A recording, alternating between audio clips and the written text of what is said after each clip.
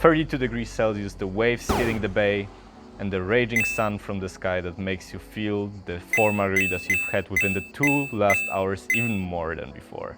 Basically the perfect combo to commit bad decisions. So you find this person at the club and you're thankful to God it's dark as hell and you've had those margaritas.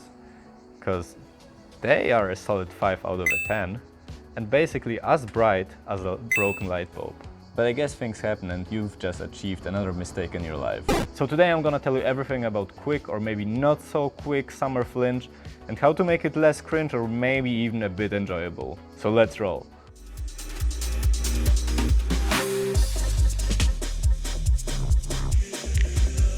Hey guys and gals, this is Shaco, and since today's weather is absolutely amazing, I decided to make a video about an up-to-date topic.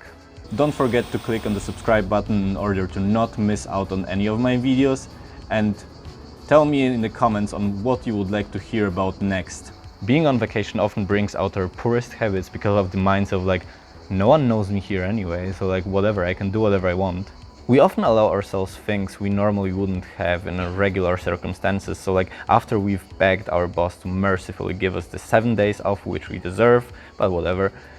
Like, we just want this vacation to be special, right? We want this to make it something remarkable, something more, something special. I guess the unusual situation, the unfamiliarity with the place, with the circumstances, with the person, make our summer love, our summer fling so awkward and weird. We want to squeeze in a lot of things that we would normally need multiple dates for in one evening, I guess? Or a couple of following days. If it goes well. Okay, but like, let's be honest, if it's a fun person that you're actually getting along with, lady person is gonna make sure you meet them on your very last day. And in this scenario, you won't even have the opportunity to get to know the person better. What you're gonna be left with is gonna be just some unfulfilled wish to do that, but let's not forget it's just a fling. The beginning, whether you met on Tinder, in a club, or at the poolside, it doesn't really matter. Just remember, you are here temporarily.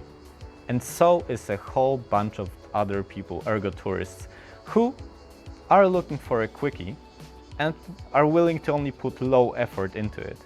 So be different, be fun, be entertaining. Avoid small talk, just be something more than another disappointment in the eyes of your summer fling. Especially in very touristy places, locals are fed up with tourists. Just because you are from Norway and currently you live in Paris doesn't make you any special. Like, this might have been special like 60 years ago, but right now you're quite ordinary. And just because you find them exotic or you've never had a Maltese girl, actually a really fun country, I recommend it to whoever didn't even know it existed. Doesn't mean you should. Keep in mind it's your time off, not theirs. What's temporary vacation for you is their reality. If you plan on going out with a local, show some interest in the country you're staying in. Surprisingly, not a lot of people are amazed by the fact you know where to get drunk cheaply in their town. Don't try to make it happen at all costs. You don't know the place you're staying in. You're basically trying to make the best out of what you have currently. Describes my life. Hey. Think twice if it's actually worth it. Maybe ditching your friends who you share the apartment with and you happen to have the keys for, and then paying 40 euros for the cab and then additional 50 euros for the apartment for 3 minutes of unprotected, because they claim to be infertile, quite bad sex with someone not exactly your type, isn't? I know it's your vacation and you want this to be wild, but let's apply some common sense to it. Which drives me to my next point, which is thinking you deserve flirting. You deserve sex. This applies a bit more to the guys, but we live in the 21st century, so approach your vacation with zero pressure on having to get laid. Because this is exactly the attitude that prevents you from having sex.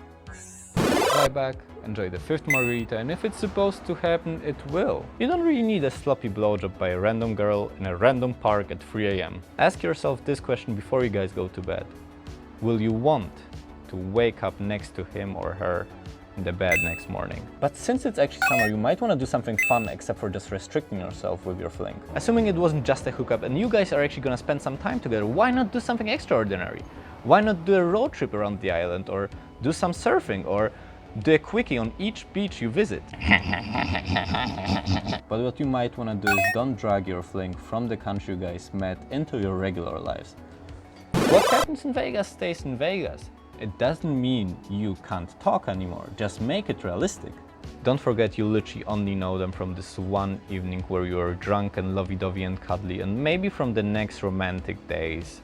But you have literally no idea about their flaws. Like, what if they actually enjoy pineapple or pizza? That's gross! Unless there is no realistic way of you guys meeting anytime soon and building something proper, just don't build up your hopes too much on them. Like, it's all fun and cute, but your image of them is highly distorted and you might be idealizing them way too much. That's all for today, folks. I hope you enjoyed the video and enjoyed the vacation as much as I do. If you liked it, hit the subscribe button and tell me in the comments whether you like good, regular pizza or you're actually a subhuman blasphemer and you put pineapple on it.